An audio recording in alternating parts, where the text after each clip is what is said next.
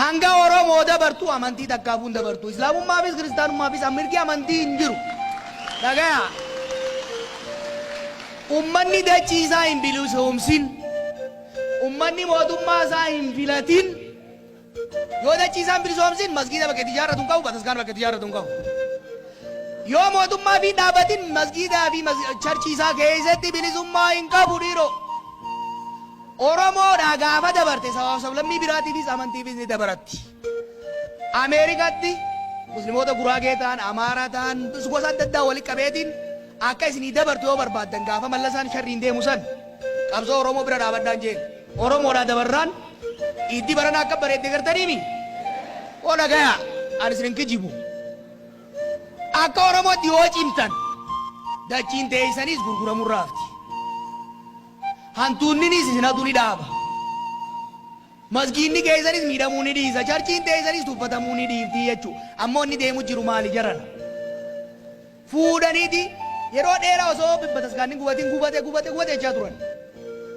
As baadiyyaa kanatti miidhaa geessanii olola itti dhoobu kan uummanni keenya garuu dammaqeet warra miidhaa san geessisanis tarkaanfii irra fudhatee bataskaanas deebisee jaare.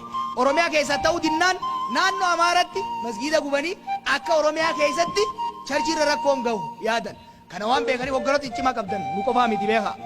Amaddiin Jabalfaa, Kaamil Shamsuufaa, Awwar Qarfaan dhiira isinitti hima.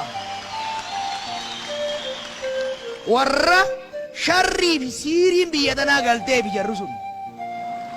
Sini galee warra dubbiin addunyaa fi akiraatti illee galtee fi isaan qofa miti. Isaan duuba namaa jira jechuudha.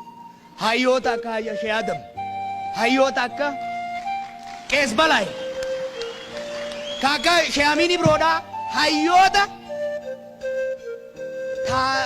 taakiraa qofa osoo hin ta'in addunyaa kanaa sirri beeku. Hujii booddannee deemuu jirra amma. Akkasiimi lafa jala garuu waluma jirru. Waan takka hin shakkina dhagaya. Amantii hunda kabaja. Warri musliimaa bataskaana eega. Warri kiristaanaa masgiida eega. Wanni isaan bataskaanaas gubanii masgiidaas gubanii maali beektu? Waan biraatiif filannoo tana jeequmsa ittiin uumanii zulmii isaanii itti fufsiisuuf. Waan biraatiif miti.